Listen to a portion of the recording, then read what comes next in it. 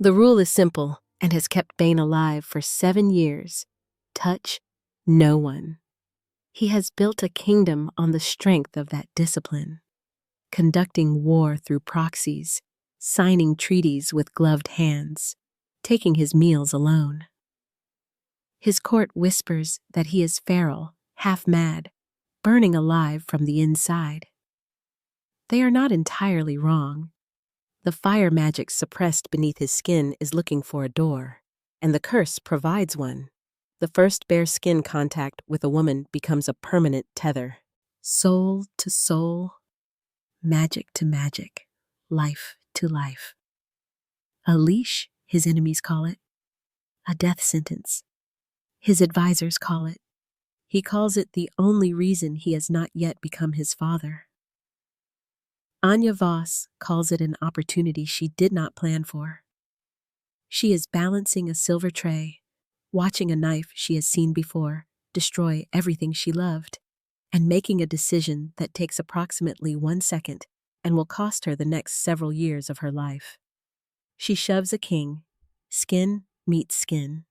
Sparks tear through the hall like a second assassination attempt. The curse, apparently, has been waiting.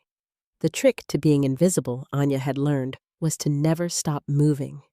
A stationary maid got noticed. A stationary maid got asked questions, got looked at directly, got remembered. But a maid in motion, tray balanced, eyes down, feet quiet on stone, was furniture. Furniture did not require explanation. 19 days inside Valdrick's walls, as in she had not yet required a single explanation. She counted guard rotations the way other people counted breath. Automatically, without effort, the numbers settled into a mental ledger she updated each morning before the kitchen fires were fully lit.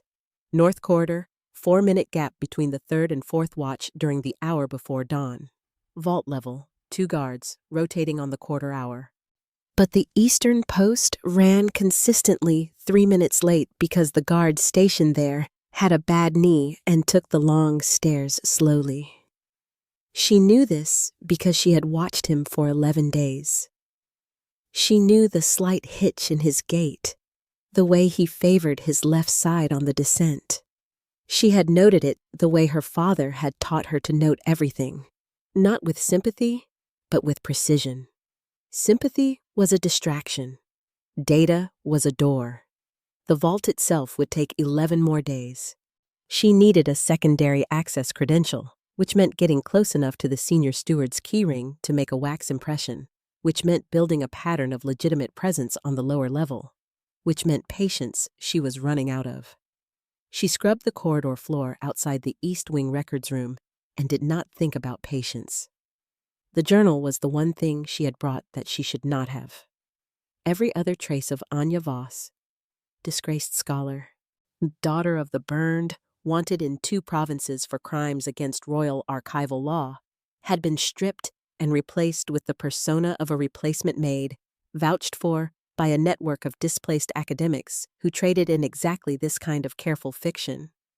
But the journal she could not leave behind, because it was the last thing that contained her father's handwriting. She kept it sewn into the lining of her second apron. Some nights she did not open it, as some nights she pressed her palm flat against the hidden seam and simply verified that it was still there. Inside, 31 pages of his research, transcribed in his cramped, slanting hand on the subject of royal bloodline binding magic. Beside his notes, her own additions in a smaller script, cross-references, corrections, the gaps she had identified in his theory before the palace guard had come and taken the theory along with everything else. And on the inside back cover, a sketch she had drawn from memory. A rectangular grimoire, iron-latched, its spine stamped with a symbol that appeared in exactly 1 illustration, in exactly 1 text her father had managed to quote before his library burned. The grimoire of bound names, locked in the vault below her feet. She had been 3 provinces away when he died. She had arrived to find ash. She wrung out her scrubbing cloth and moved on. The state banquet invitation appeared on the servants' duty roster 4 days before the event. All available palace staff to attend in service capacity, formal dress code, no exceptions. Anya read it twice, recalculated her vault timeline once, and signed her name in the attendance column with the unhurried hand of a woman who had nothing to consider. She used the intervening days to study the banquet hall's layout. By the time the evening arrived, she knew where every table sat relative to the main doors, the servants' entrance, the raised dais at the room's north end. She knew which columns offered the best sightlines and which created blind spots for the posted guards. She balanced her tray, kept her eyes at the appropriate angle, and moved through the assembled nobility of Valdric like a current through water. Present, purposeful, and utterly unremarkable. She did not intend to look at the king. She looked anyway. He sat at the head of the obsidian table like something carved rather than born, broad shoulders squared under the gold-trimmed black of his formal coat, the crown catching candlelight with the disinterest of a thing that had stopped noticing it was heavy. His expression was sealed in a way that Anya, who had spent years studying the architecture of suppression, recognized immediately as constructed, not natural coldness, engineered coldness, the kind that took maintenance. One eye caught the light differently than the other, a faint amber luminescence beneath the iris, barely visible from this distance, like a coal that had not quite gone dark. She filed this and moved on. Then she saw Civet. He sat 2 seats to the king's left, lean and composed, and smiling at something a neighboring lord had said. His ring caught the candlelight on the same pass as the crown, but where the crown reflected gold, the ring returned something else. A dark, slow shimmer, a spiral of energy that moved against the light rather than with it. Anya's tray did not waver, her step did not falter. She was furniture, and furniture did not react. But her pulse did something sharp and specific behind her sternum, because she knew that shimmer. She had seen it devour 40 years of her father's research in under 4 minutes. She had watched it work. She knew its texture the way she knew her own name, not from books, but from the particular quality of grief it had left behind. Lord Sevet, First Minister of Valdric, architect of her father's death, was sitting 2 seats from the king she had spent 19 careful days infiltrating his castle to avoid. She completed her circuit of the room, returned to the kitchen, set down her tray, and stood very still for the count of 10 breaths. 11 days was too long. She needed to move tomorrow. She had 1 night. So that was the calculation Anya carried into the banquet hall the following evening. 1 night to confirm Savet's vault access patterns before she moved her timeline. 1 night to observe without being observed. 1 night to be furniture for the last time before she became something more dangerous. She balanced her tray. She kept her eyes level. She did not look at the ring. She looked at everything else instead. The wine steward working the king's end of the table was new. She noticed this the way she noticed the knee-injured guard's schedule. Not with alarm immediately, but with the quiet filing of a detail that did not fit the established pattern. 3 weeks of banquet preparation rosters, and she had memorized every face assigned to the high table. This man's face was not among them. He moved correctly, poured correctly, smiled at the right moments with the right degree of deference. But his hands, when he reached across to refill the goblet nearest the king, closed around the corkscrew at his belt with a grip that had nothing to do with wine. Anya saw the shimmer before she fully processed what she was seeing. The same dark spiral, tighter than Civet's ring. Concentrated. The blade beneath the corkscrew's glamour was thin as a reed and aimed at the one throat in the room that, if cut, would throw 7 provinces into succession chaos before morning. The calculation happened in the space between one heartbeat and the next. Distance to the king, 6 feet. Distance to the nearest posted guard, 12. Time for the false steward to complete his draw and strike. Less than either. Anya was already moving. She registered the tray leaving her hands, the water arcing outward in a silver curtain, and then her palm connected with the king's chest. She felt the exposed skin at his collar where the top button had come undone, felt it with the specific clarity of a thing she could not take back, and shoved. The world came apart at the seams. It was not pain. Pain she could have categorized and set aside. This was detonation. A force that moved through her sternum and down her spine and into her blood, like something that had always been waiting for a door and had finally, catastrophically, found one. She heard herself make a sound she did not recognize. The magic between them was not gentle. It was a recognition, not an introduction. It two halves of a lock engaging with a force that had no interest in consent or timing or the 11 careful days she had already lost. From Bane's side of the collision, the world had been manageable for exactly 7 years. He felt her hand before he understood what was happening.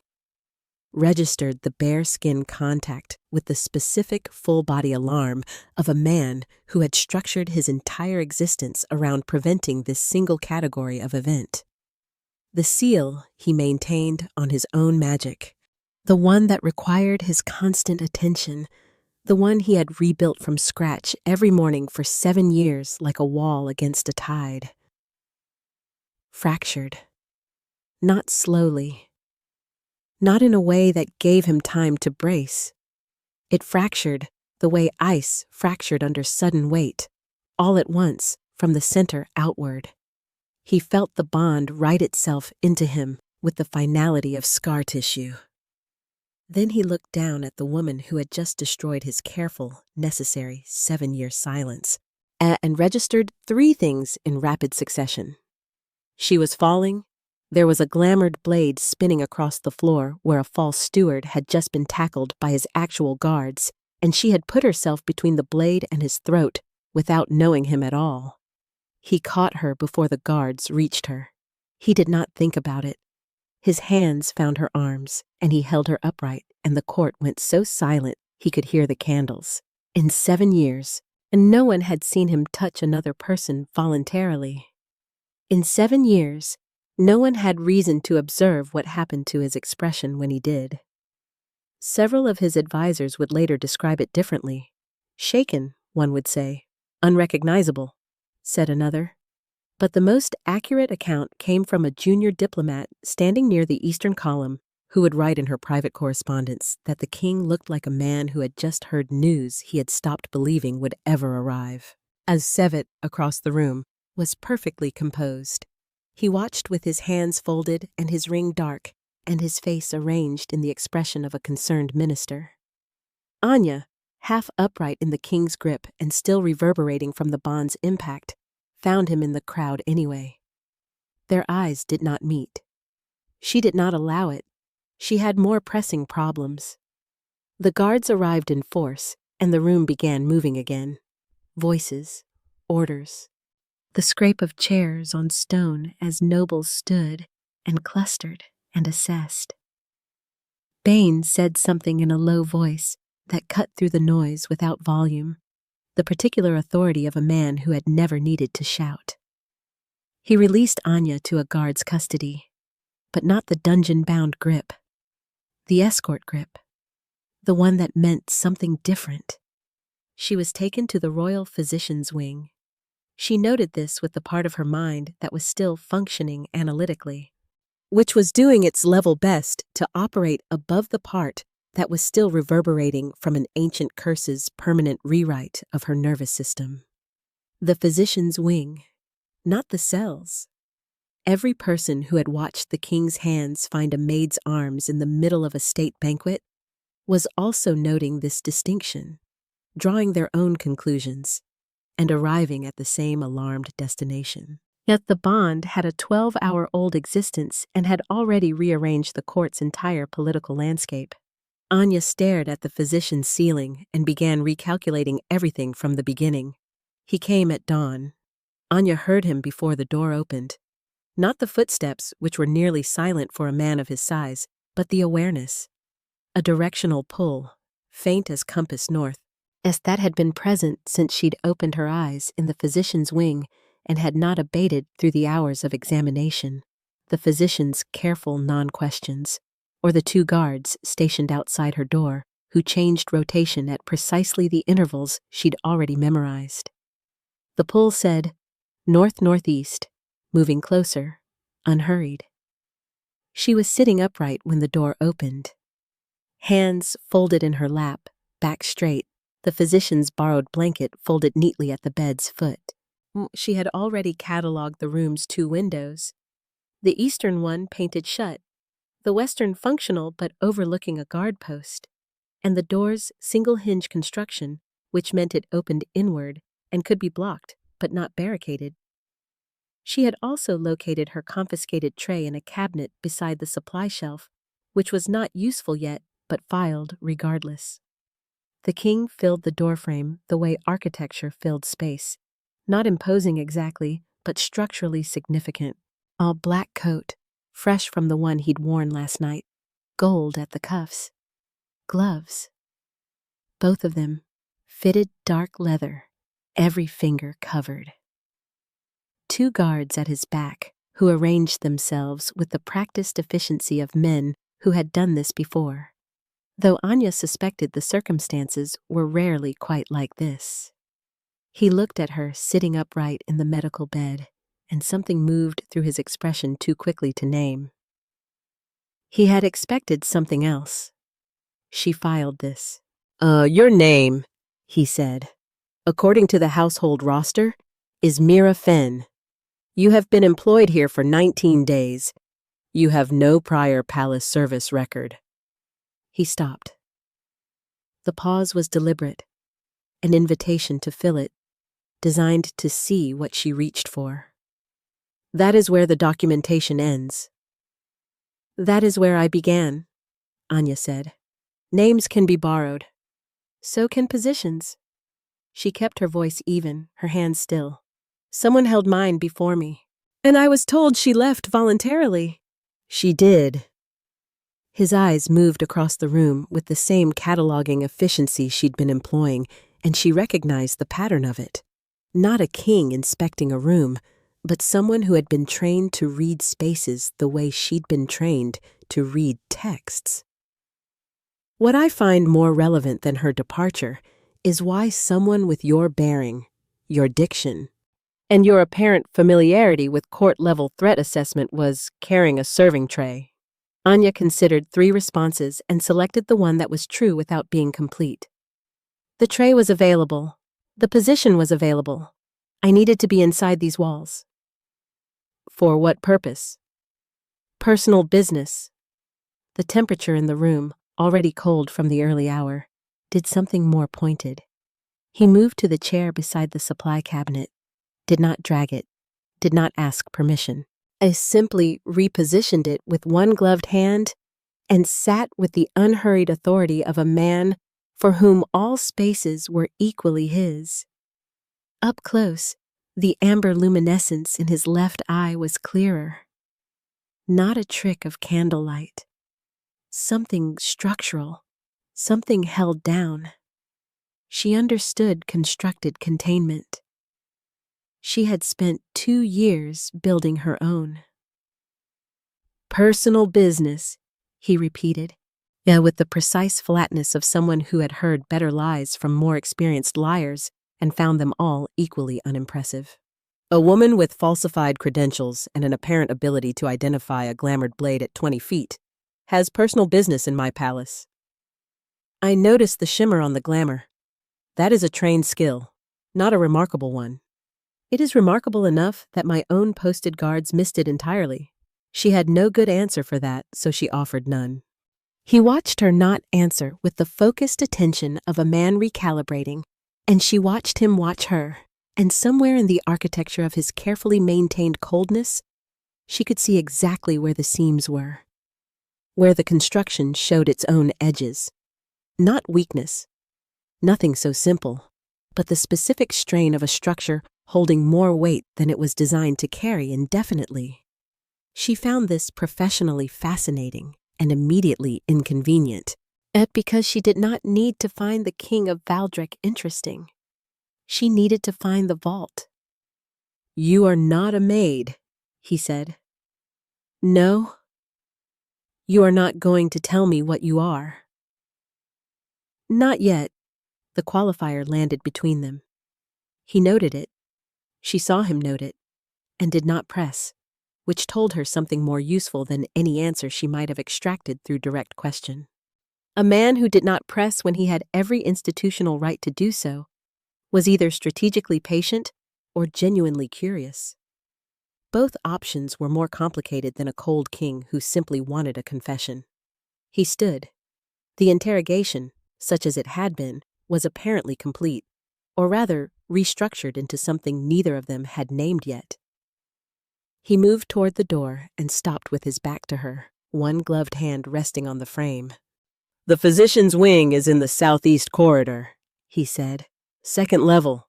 Should you require anything, the guards outside are instructed to accommodate reasonable requests." He left without looking back. Anya sat with the information for a moment. Not the guards, not the reasonable requests. The specific detail that he had named her location. Southeast corridor. Second level. Has said it with the careful neutrality of a man identifying something he should not have needed to identify because she was standing right in front of him. He knew where she was before he walked through the door. She pressed 2 fingers to her sternum, where the bond's compass pulled faintly northward, tracking him down the corridor as his footsteps faded. He knew. She knew. And neither of them had said so out loud, which meant they were both, for entirely different reasons, choosing to be careful. She unfolded the physician's blanket, lay back, and stared at the ceiling. The vault could wait one more day. He returned at mid-morning with a contract. Not a literal one. No parchment, no seal, no clerk hovering with an inkwell.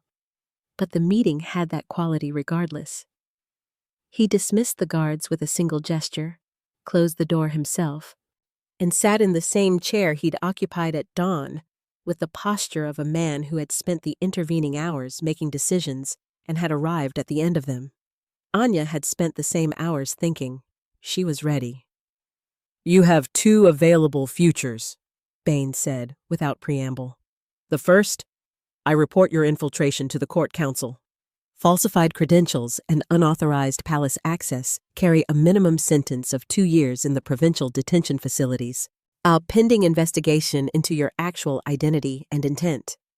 Given current political tensions, the investigation would be neither swift nor comfortable." He paused. "The second is more complicated." "It usually is," Anya said, "when someone leads with the first option." Something shifted in his jaw, not quite acknowledgement. Close. "The bond is known to the court. Concealing it is no longer possible. The banquet had 200 witnesses, and palace rumor moves faster than any courier I could dispatch. What I can control is the framing." He held her gaze with the steady patience of someone accustomed to delivering terms that were not negotiable. "You become my formally acknowledged bound. The cover story is manageable. A scholar in disguise is far less damaging than an unidentified infiltrator, and it gives the bond a narrative the court can process without fracturing into full political crisis. And in exchange, you provide me with full disclosure of your actual identity, your reason for being in this palace, and everything you know about the individual you identified at the banquet." Anya was quiet for a moment. Outside the window, the guard post was changing rotation. 4 minutes early, a new guard, someone she hadn't clocked before. Yet she filed this and returned her attention to the king, who was watching her the way he'd watched the banquet room the previous night, comprehensively, without appearing to. "You need the bond to be convincing," she said. "Yes. Which means you need my cooperation, not my compliance. Those are different things." She let that distinction settle. A woman who has been coerced into a formal acknowledgement behaves differently than one who chose it. Your court will read the difference. Well, courts always do. She kept her voice academic because this was, at its core, an academic problem, a question of game theory and observable behavior. Which means you do not actually have two options to offer me. You have one option, dressed as two, and you need me to walk into it willingly. The silence had a texture to it. He was reassessing. She could see the slight adjustment behind his eyes. Not anger, not irritation, had something closer to the look of a man who had been handed back a document with a margin correction. "What do you want?" he said. "Vault access, unrestricted, during reasonable hours, with a legitimate credential rather than the wax impression I was going to make of your steward's keyring." She watched his expression and continued before he could respond. "I want access to my father's case file, whatever the palace holds on the investigation into his death 2 years ago.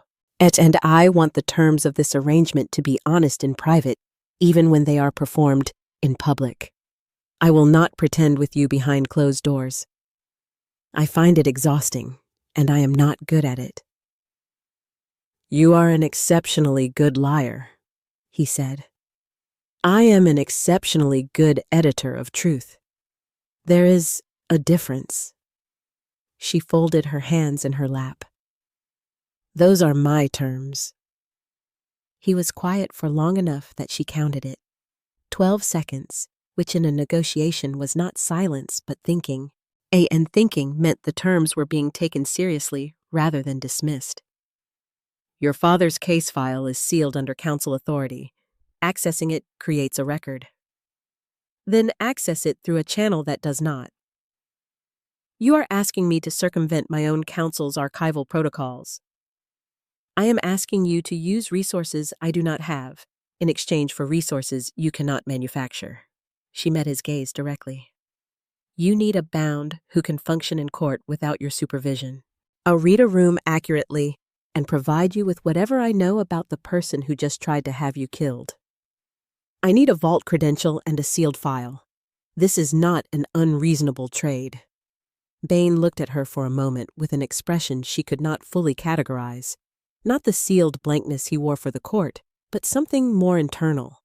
A man taking the measure of a situation he had not fully anticipated.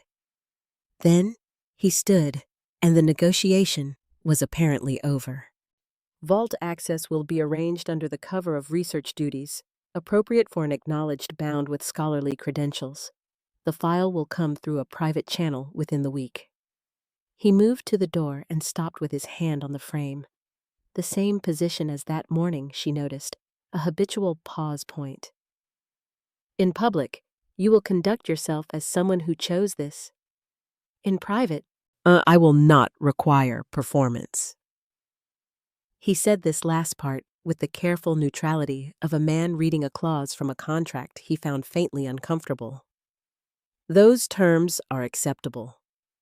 "Then we have an agreement," Anya said. He left without the ceremony of confirmation, which was, she was beginning to understand, simply how he operated. No excess, no ritual, nothing given that hadn't been asked for. She sat with the agreement settling around her like a second, stranger kind of confinement, and recognized the specific quality of the situation she had just constructed. She had come to this palace for a grimoire and a dead man's justice. She had negotiated herself into the orbit of the most politically dangerous person in 7 provinces, bound to him by ancient magic and her own too precise understanding of leverage. She was quite certain she had won the negotiation. She was equally certain she had no idea what she had agreed to. The vault credential arrived in the form of a brass research token, slipped beneath the physician's wing door 2 days after their agreement without note or explanation. Anya turned it over in her fingers, read the access level stamped into its underside, and recognized that Bain had given her something broader than she'd asked for. Either he was careless with resource allocation, which nothing about him suggested, or he had done the math on what she would actually need and provided for it without requiring her to ask twice. She filed this under inconveniently considerate and went to the vault at the first legitimate opportunity. It was smaller than she'd imagined. Most things were, when you'd spent 2 years building them into monuments inside your own head. The room held 4 iron shelving units, a reading table with a single oil lamp, and the particular quality of silence that accumulated in spaces where important things were kept and rarely touched. She found the grimoire on the 3rd shelf, 3rd position from the left, between 2 larger volumes that dwarfed it entirely. Her father's sketch had been accurate. Iron latch, spine symbol, covers that felt older than the shelf they'd rested on. She set it on the reading table and opened it with the careful hands of someone who understood that old things had opinions about how they were handled. The first layer was mechanical.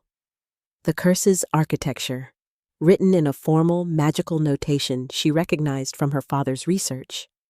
She read it twice, then a 3rd time, translating the notation into plain language in the margins of her personal journal, which she had retrieved from her apron lining the moment she'd been given a room with a lockable door. The bond's parameters were precisely as she'd understood them, permanent upon bare-skin contact, deepening in stages over time, eventually linking both parties' magical capacity into a shared framework. Dissoluble only by the death of one party or the counter-notation in the grimoire's later pages, or which she could not yet access.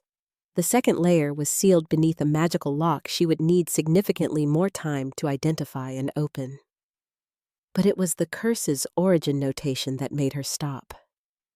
She had been told, everyone had been told, it was the foundational court story, that the binding had been placed by a dying enemy of the Valdric bloodline. A sorcerer's last curse, vindictive and elegant, forced the Cold King into an irreversible bond with the first woman he touched, end his bloodline's dignity in a moment of accidental vulnerability. The story had internal logic. It was the kind of curse an enemy would design. The magical signature did not read like an enemy. She had spent enough time in her father's research to understand the difference between aggressive magic and protective magic, not in their effect, which could be identical, but in their underlying structure, the intention encoded in the foundation layer, the way grain was encoded in wood. Aggressive magic built outward, toward a target. Protective magic built inward, around a subject. The signature on the grimoire's curse built inward. It wrapped around the notation for Valdric bloodline heir, the way a hand wrapped around something it did not want to drop. She sat with this for a long time. Then she took careful notes, closed the grimoire, replaced it in its exact position between the 2 larger volumes, and walked out of the vault into the corridor, where Bane was standing in the dark with his back against the opposite wall, and the expression of a man who had arrived somewhere without entirely meaning to. They looked at each other. "I was in the East Records room," he said, with the clipped precision of someone offering information they found faintly embarrassing. "The East Records room is in the other direction." "I know where it is," Anya said. "The bond—" He stopped. Started again. "I was not following you." "I know that too." She had felt the pull redirect midway through her vault session, felt it settle into the particular steadiness that meant he was stationary and close. She had not hurried. She wasn't sure what that meant about her. "It pulled you here. It does that." "Yes." He said it like a confession he had already decided to make and found no easier for the decision. The corridor was dim at this hour, the lamp at the far end casting more shadow than light, and in the dimness, the amber in his left eye was more present than usual. Something about the dark made the constructed coldness less total, or perhaps it was simply that there was no court to perform it for. Anya leaned against the wall beside the vault door and looked at her journal rather than at him. "I was in the vault because of something my father discovered before he died. Research he was conducting on royal bloodline binding magic." She kept her voice level, factual. the same register she used for notation. He believed the grimoire held evidence relevant to a much larger political architecture than the official record acknowledges. He was killed before he could confirm it. Bane was quiet for a moment. Killed? The official account is fire. Accidental origin. His library and his research and his career conclusions all burned together, which is the kind of coincidence that requires a remarkable amount of faith to accept. She looked up then. I do not have that kind of faith. Who do you suspect? She had decided, in the vault, how much to give him. She gave him exactly that. One person. Someone with consistent access to palace intelligence, a demonstrated capacity for elegant removal, and a ring with a magical signature I recognized at the banquet because I watched the same signature burn my father's books. The corridor went very still as she watched him absorb the name she hadn't said yet and understand it anyway. Watched something move through the sealed architecture of his expression. Not surprise, but the particular quality of a suspicion that has just been confirmed by an independent source. Sevet, he said. It was not a question. You already knew, she said. I suspected. He said it quietly, with the weight of something that had been carried alone for longer than suspicion usually lasted. I had no evidence. Anya looked down at her journal, at her father's handwriting in the margins. Neither did I, she said. Yet. The delegation arrived without warning, which Anya suspected was intentional.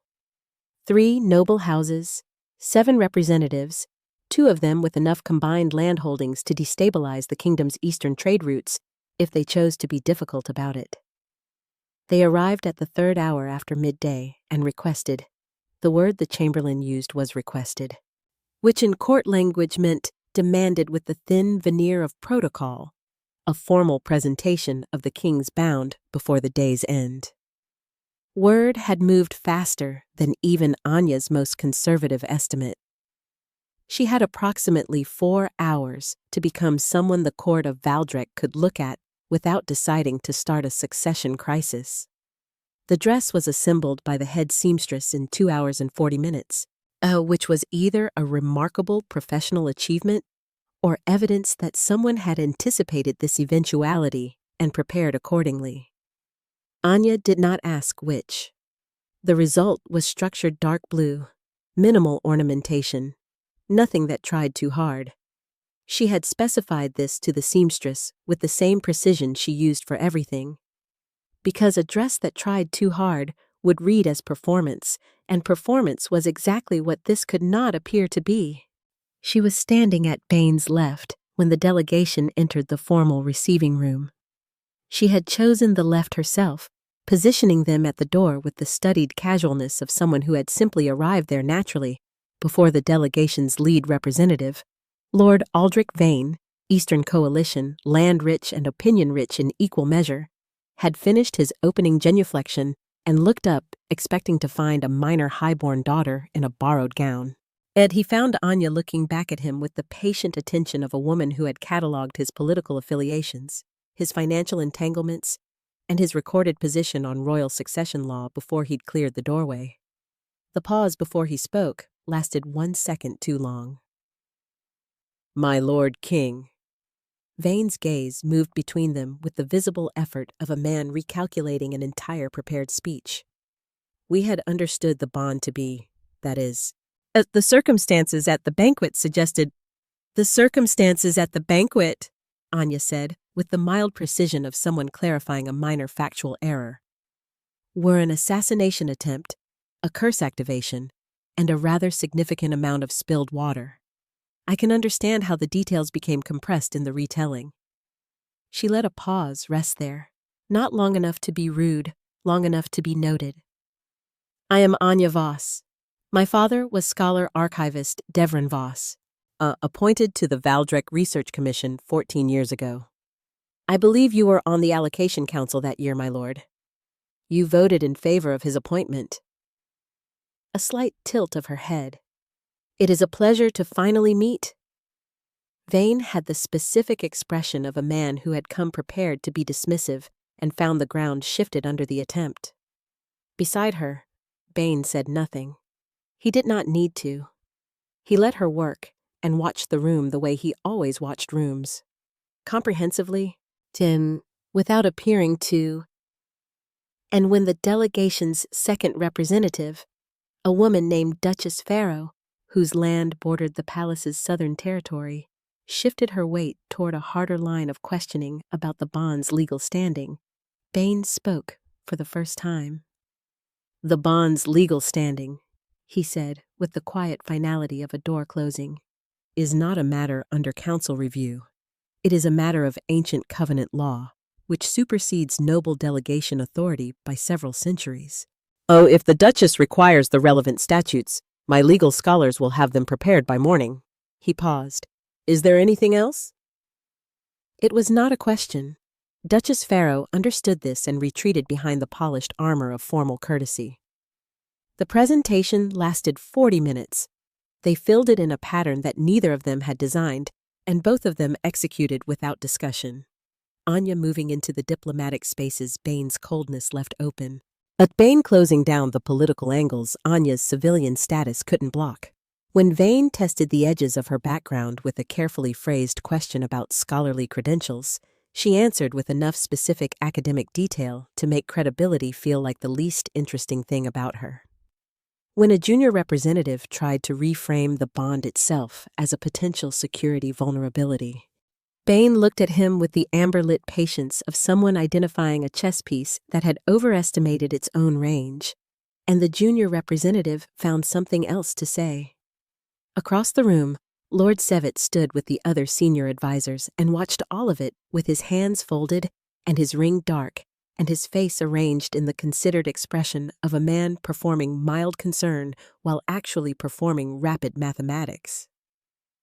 Anya did not look at him. She felt him looking at her. And the delegation left without the satisfaction of a single concession. The receiving room emptied.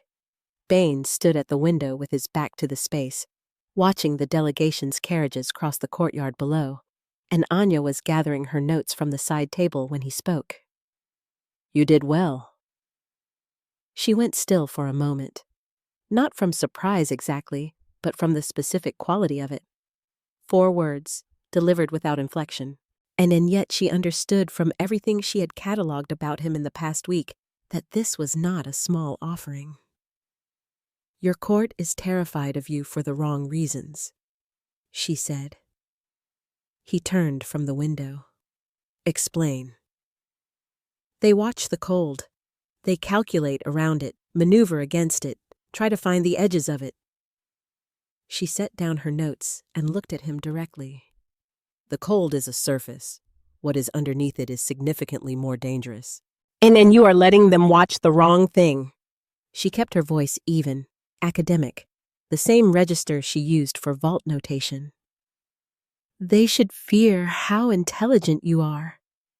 You are letting them fear how closed you are instead. Those are not the same weapon." He looked at her for a long moment. Something in the architecture of his sealed expression shifted. Not opening exactly, but adjusting, the way a structure shifted when it registered unexpected load. He did not respond. He did not need to.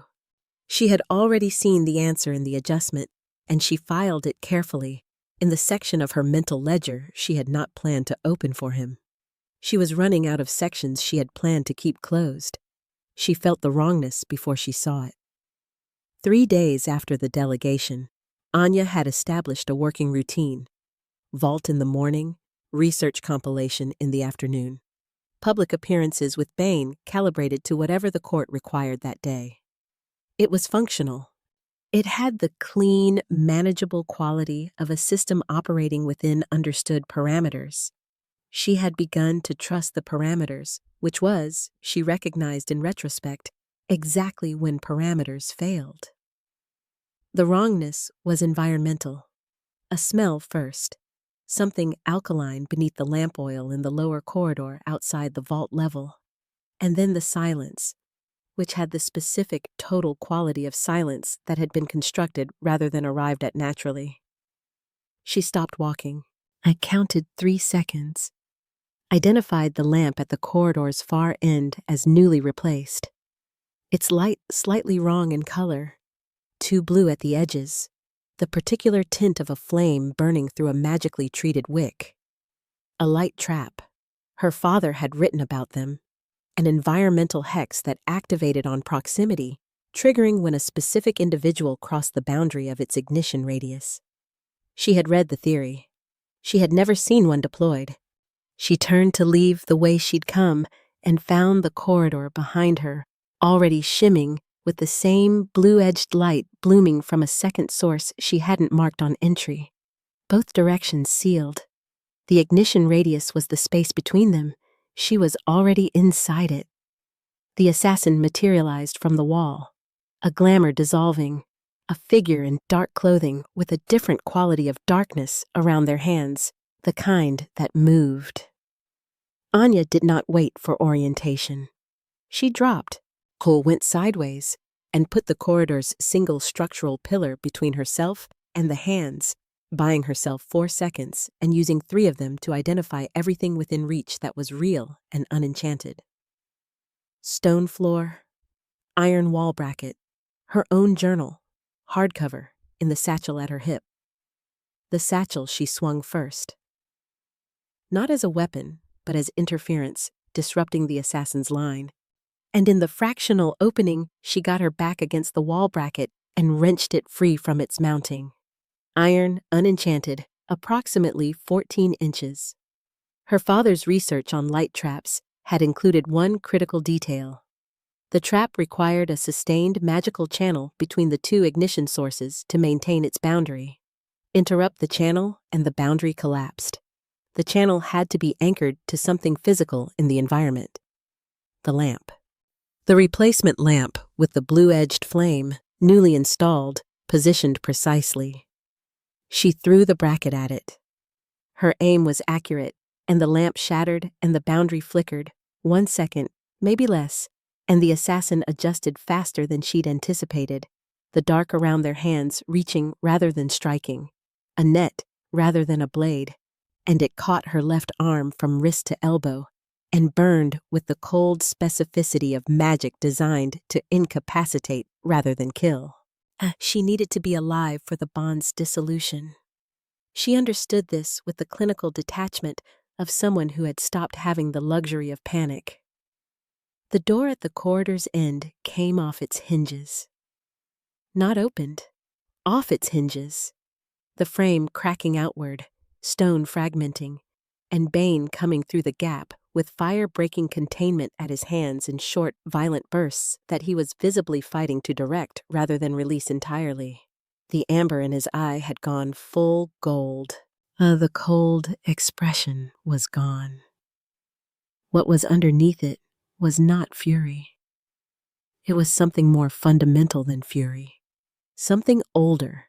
The look of a man whose careful architecture had just been bypassed entirely by something that did not negotiate with architecture. The assassin turned toward the new threat and made the last miscalculation of the evening, which was to treat Bane as the primary problem. It allowed Anya, arm burning and vision slightly narrowed from the magic's effect, to identify the secondary anchor point she'd missed, a chalk notation on the floor, nearly invisible, and drag her boot through it, collapsing the trap's remaining structure entirely. Without the trap's framework, the dark around the assassin's hands dissipated. Without the dark, the assassin was a person in a corridor facing a king whose fire magic was breaking its own leash in increments. The fight lasted 40 seconds. Anya spent most of them on the floor, so focusing on not losing consciousness, and when it was over, Bane was crouching in front of her with his gloves gone. Burned through, she realized, the leather destroyed by contained heat, and his bare hands hovering near her injured arm without touching it, which cost him something visible. "How bad?" he said. "Functional," she said. "The incapacitation hex needs a counter notation or it compounds." There should be a reversal in the vault's reference index under environmental traps. She paused. Third shelf. Left section. He looked at her for a moment with an expression she had no existing category for. Then he stood and went to get it. He treated the injury himself, following her instructions with the precise attention he applied to everything. And when it was done, and the corridor was quiet, and they were both sitting against the wall in the wreckage of the lamp and the doorframe, she asked the question she had been carrying since the vault.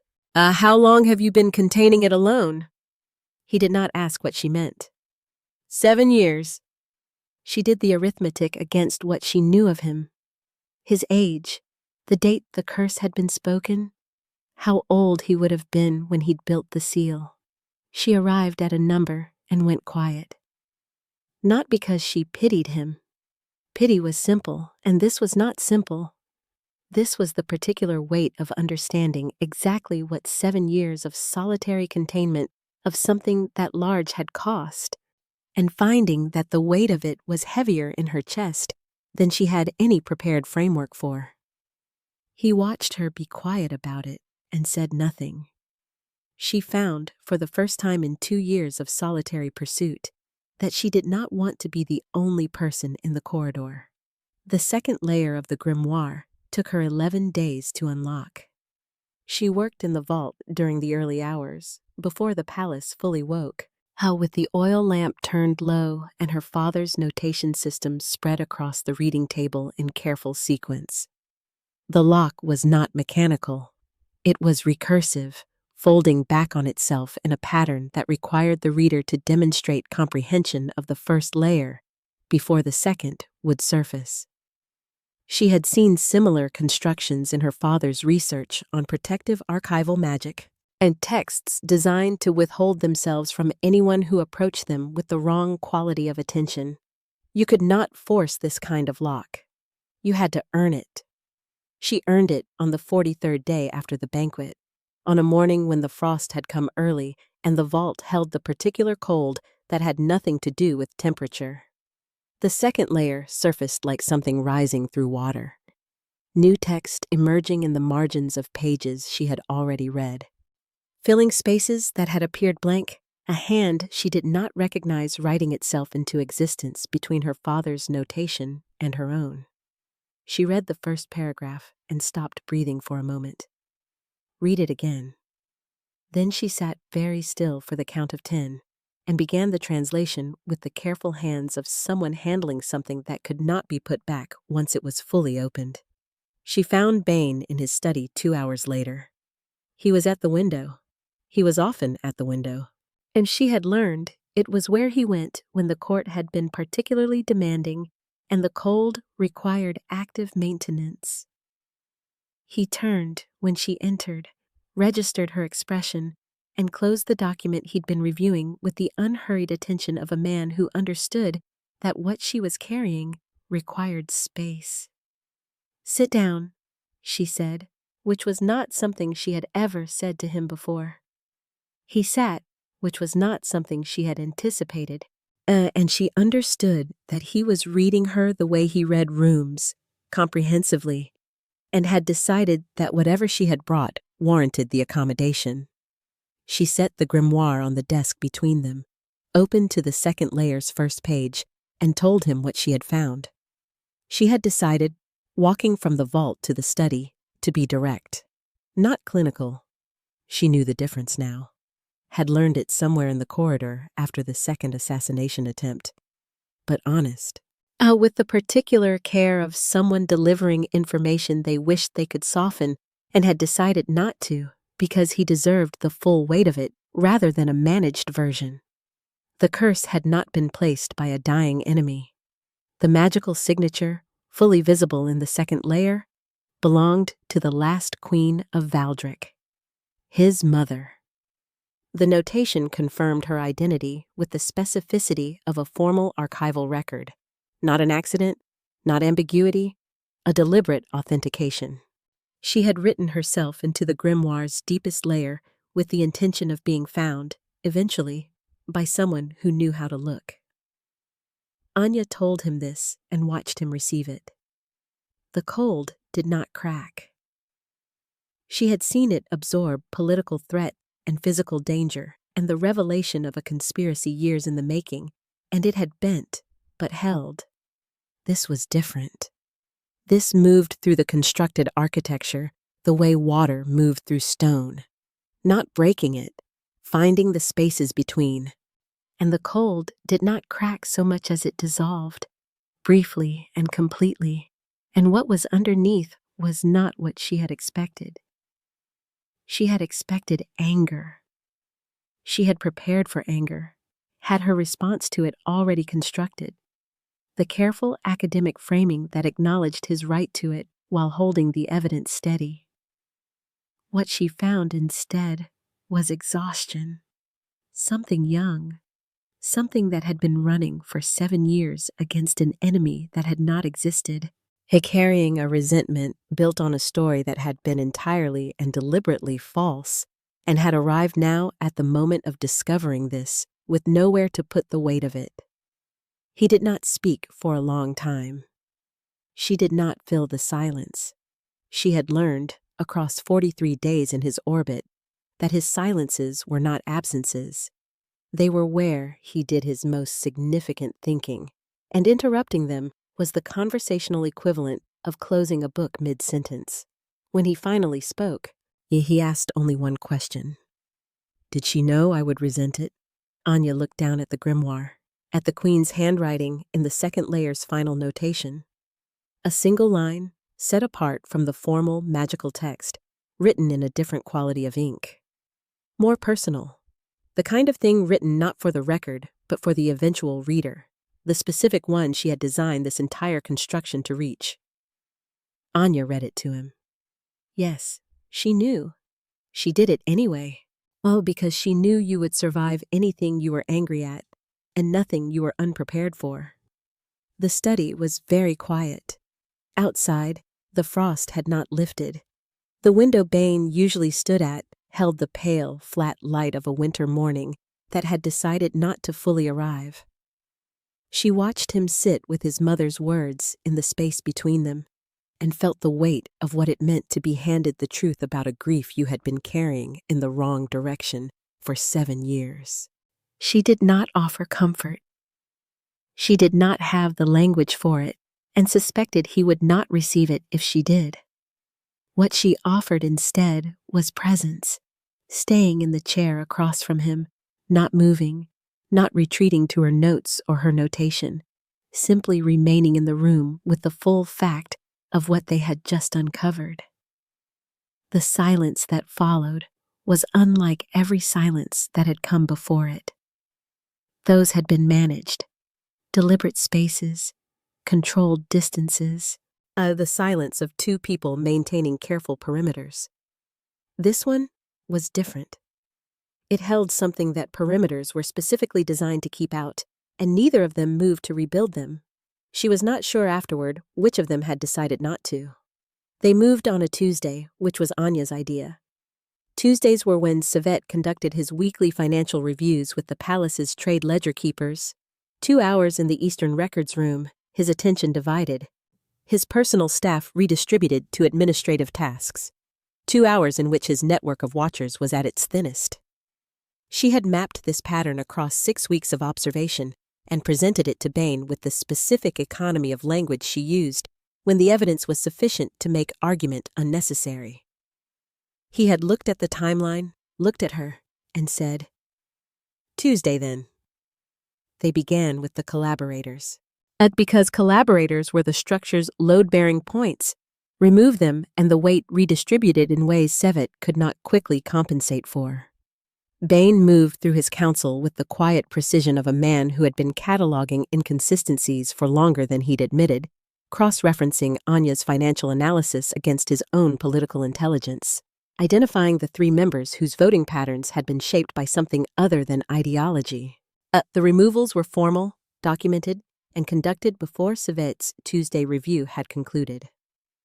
By the time he returned to his private chambers, a third of his interior network had been quietly excised from their positions.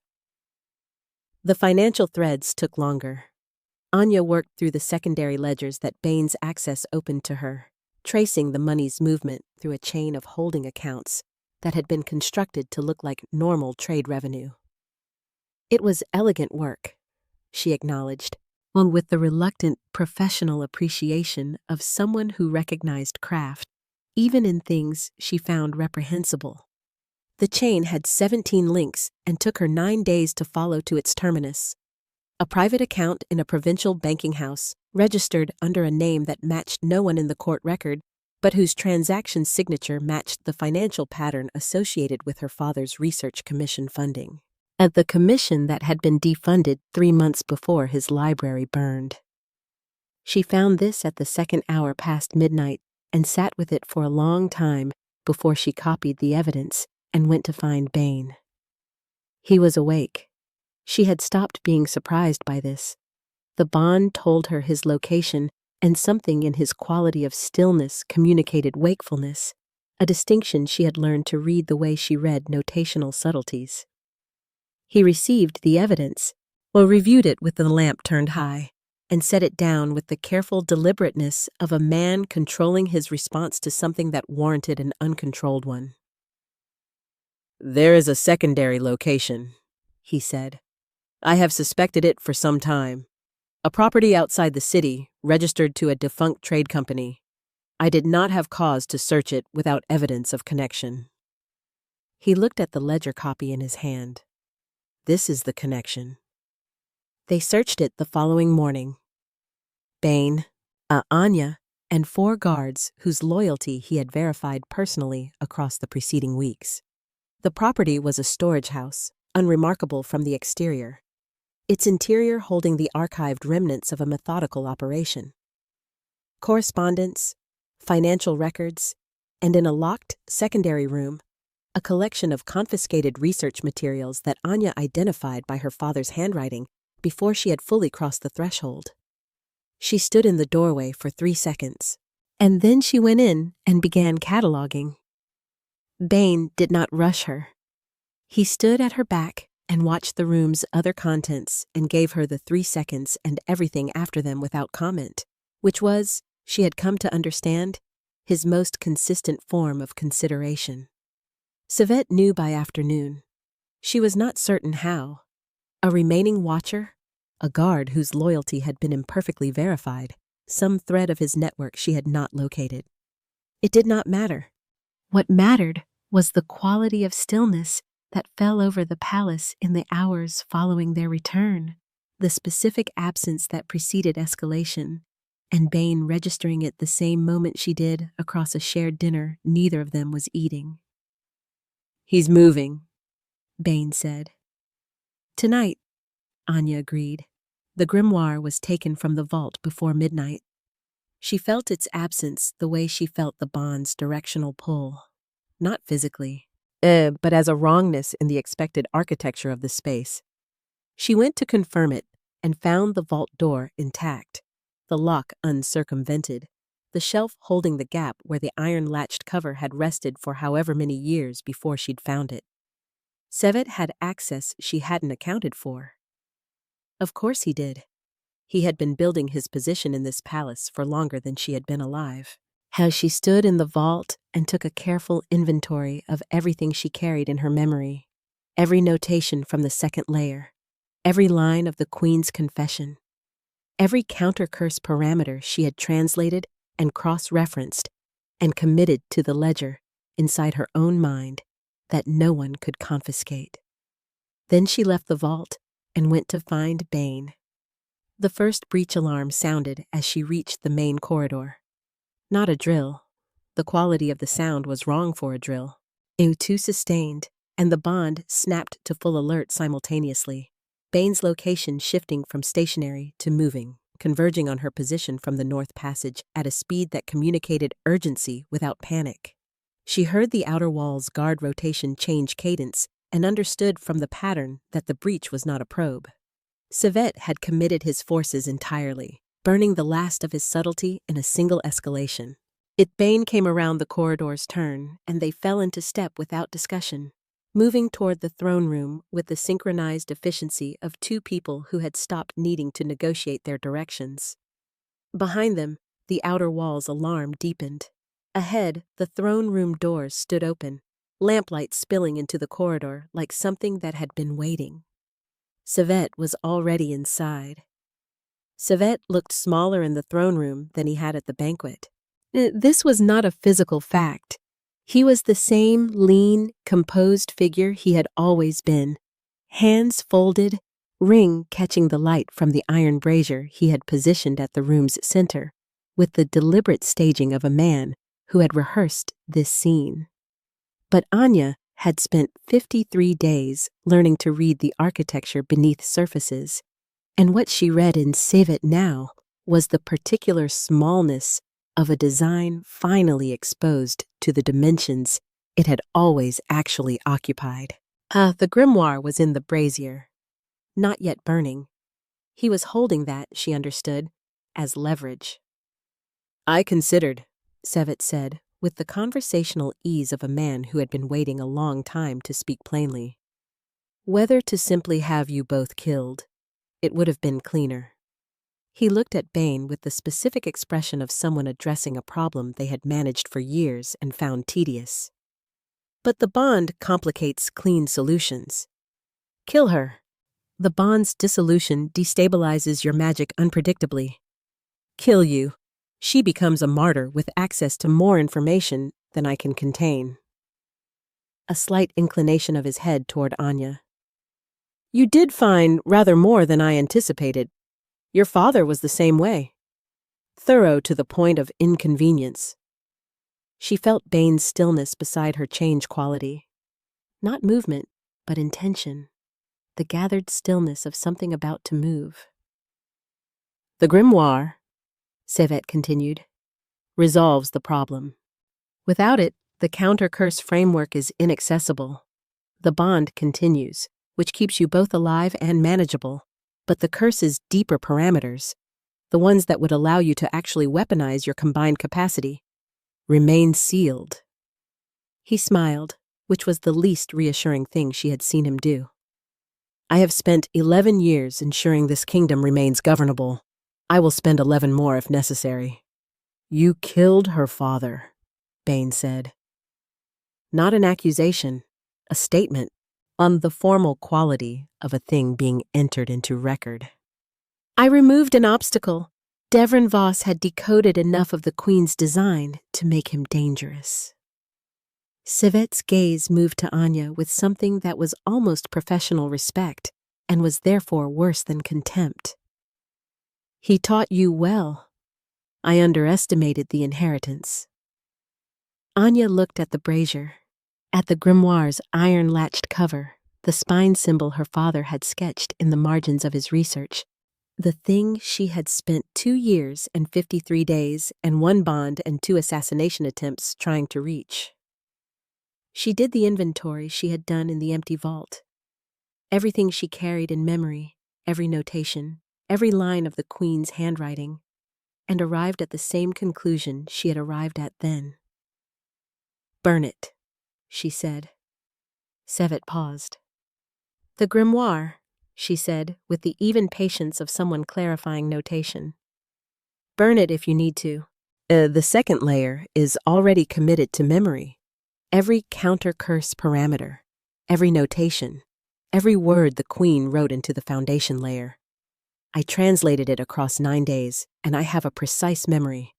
The book is iron and parchment." She held his gaze.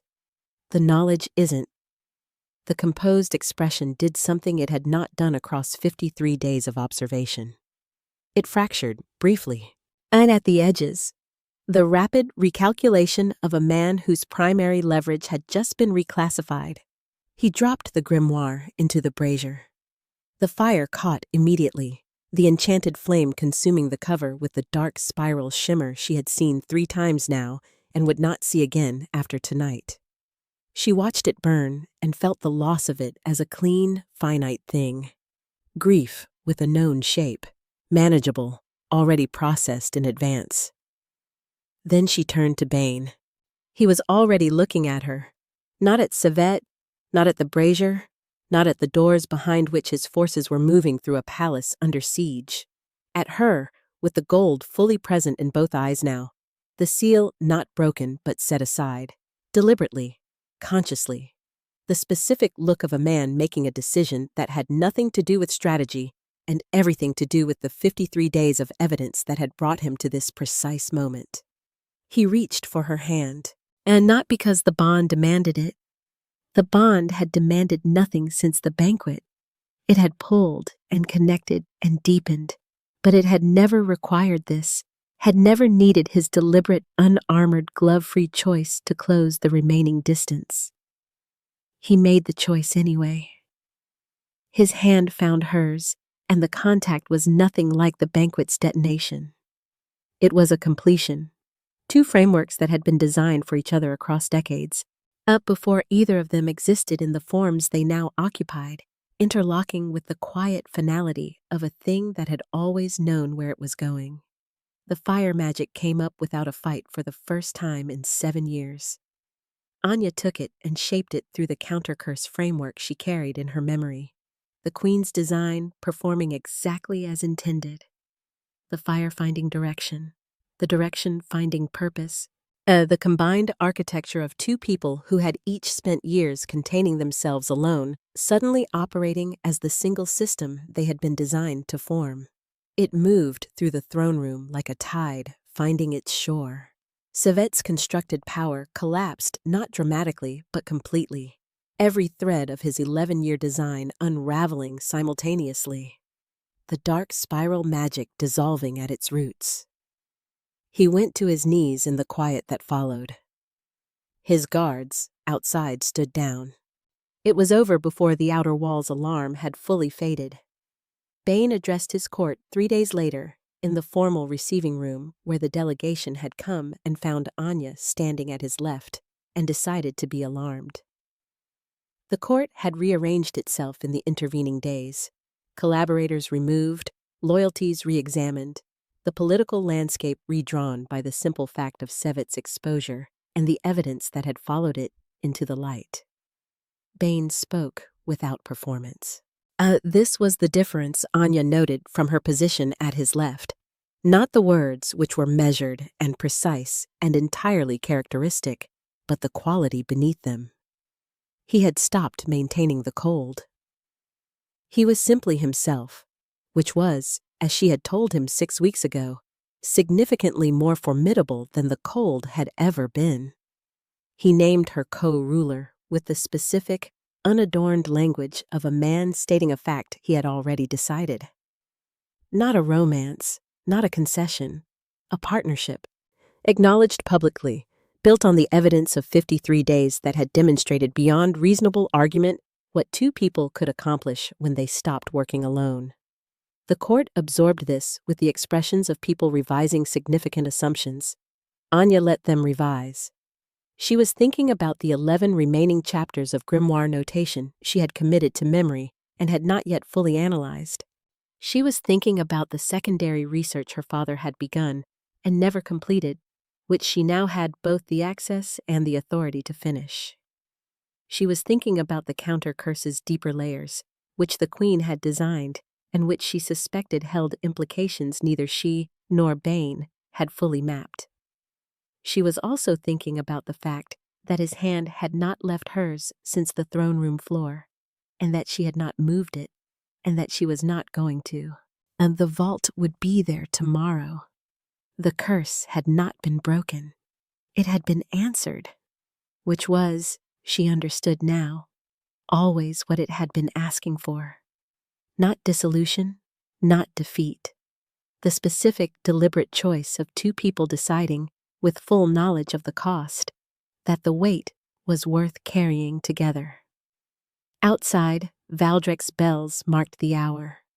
Bane's hand remained in hers, and she let it, and the court watched the king of Valdrek stand beside the woman he had not chosen by accident and look, for the first time in 7 years, like a man who had stopped being at war with himself. It was, Anya thought, a reasonable beginning. The throne room smelled like ash and old magic for a week after. Anya noted this the way she noted everything, precisely, without sentiment, and then noted, with slightly more difficulty, that she did not mind it. The smell had become associated with the specific quality of silence that followed the night Civette's design collapsed, and that silence had become associated with Bane's hand in hers, and she had decided to stop following that particular chain of association to its conclusion because it led somewhere she was still building the vocabulary for. She worked in the vault every morning. This had not changed. What had changed was that Bane appeared there sometimes, and in the early hours before the court required him, and sat at the reading table's far end with his own documents while she worked through her father's recovered research. They did not always speak. They had both discovered, somewhere across the preceding weeks, that shared silence was a different category of thing than the managed silences they had each been living inside for years. Those had been walls. This was something else. A room, perhaps, or one they had built without discussing the architecture, which was, she supposed, the most honest thing either of them had ever constructed. Her father's research took 3 months to fully reconstruct. She completed it on a morning when the frost had finally lifted and the vault's single window admitted actual sunlight for the first time since she'd begun working there. The final conclusion matched what the Queen's second layer had implied. The Valdrek bloodline's fire magic, and though properly balanced by a counter-curse framework, was not a weapon or a burden, but a governing capacity, one that had been twisted into tyranny by generations of rulers who had never been given the correct counterweight. Her father had seen this. He had died for seeing it. She wrote his name into the research document's authorship line before her own, in the same cramped, slanting hand she had spent 2 years preserving in an apron lining, and sat with that for a moment before she closed it. And Bane read it that evening. He did not comment on the authorship line. He simply noted it with the particular quality of attention he gave to things that mattered, which she had learned to distinguish from the attention he gave to everything else, and set the document down with the careful deliberateness of a man who had decided not to diminish a significant thing by responding to it inadequately. Later, he said, "He would have found the second layer eventually." "Yes," Anya said. "Oh, he would have." Then this was always going to be the conclusion, with or without the rest of it. She considered this. The banquet, the blade, the bond, the 53 days, and everything they had cost and built in equal measure. The conclusion, perhaps, the path was negotiable. Was it? He looked at her with the gold settled and steady in both eyes, the amber luminescence no longer something suppressed but simply present. What part of the face she had catalogued so thoroughly she could reconstruct it from memory with the same precision she reconstructed notation. "I am not certain any of it was negotiable." She thought about a corridor outside a vault, a bond that had pulled him there without conscious direction, a hand that had reached for hers not because it was required, but because he had decided. A silence after a queen's confession that had been different from every silence before it. "No," she said, after a moment. "Perhaps not." The bond had not faded. She had expected, distantly, that it might soften with time. That the acute awareness of his location, the directional pull, the shared framework of their combined magic, might settle into something more background. It had not. It had deepened, the way her father's research suggested it would, the way the Queen's design had intended.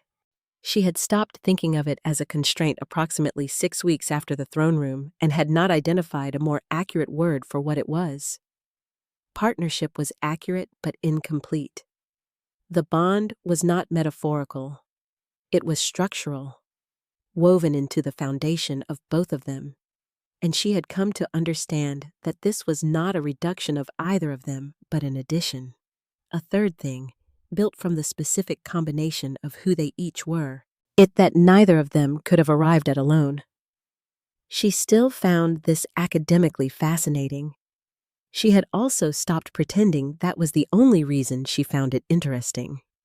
Valdric changed slowly, the way real things changed, without dramatic announcement, through the accumulation of different decisions made by people who had stopped operating from fear.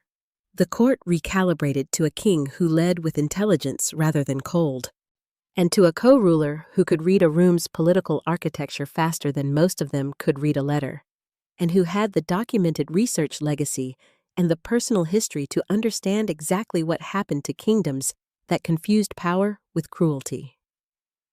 3 provinces formally requested trade renegotiation within the first year. 2 came asking for something more than trade. Anya handled the correspondence. Bane handled the table. They had established, without formally establishing it, that this was how they worked, and that it worked better than either of them had worked alone, which was the most honest evidence either of them had for what they had become to each other. Not a concession, not a performance. 2 people who had each spent years being too much for any single framework to hold, finding that the framework built for exactly this combination did not ask either of them to be less. On the first anniversary of the banquet, Bane came to the vault in the early morning and set a single document on the reading table beside her work. She looked at it, an official registry notation, formal court language, the seal at the bottom carrying the full weight of Valdric's governing authority. The authorship of the counter-curse research formally entered into the royal archive under both names, her father's first, hers second. Bane's notation at the bottom in his own precise hand, source material recovered and completed. A record corrected. She looked at it for a long time. Then she looked at him. He was watching her with the steady, unperformed attention of a man who had stopped confusing distance with safety and found, on the other side of that confusion, something he did not have prior architecture for and had decided to build toward anyway. She picked up the document, set it carefully with her father's recovered research, and reached across the reading table and took Bane's hand. Deliberately, consciously, without the curse's direction or the court's observation or any requirement beyond her own decision. His hand closed around hers. Outside, Valdric was waking up. The bells marked the hour. The frost had not returned. The curse had not been broken. It had been answered and built upon and inhabited by 2 people who had each arrived at it through entirely different kinds of loss and found, on the other side, that what the queen had designed was not a cage or a sentence, but a door, one that only opened from the inside and only when both people chose to open it. They had chosen. That, in the end, was the whole of it, and it was enough.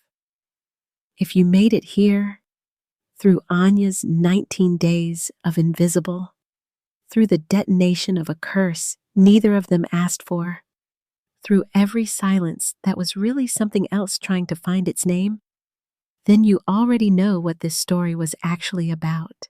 It was never really about a curse. It was about 2 people who had both decided, for different reasons and at different costs, that letting someone fully see them was the most dangerous thing they could do. And then life, messy, unscheduled, arriving in the form of a poisoned blade at the worst possible moment, made that decision for them anyway. And they chose each other anyway. Not because the magic demanded it, because they looked at each other clearly, with full knowledge of the cost, and decided the weight was worth carrying together.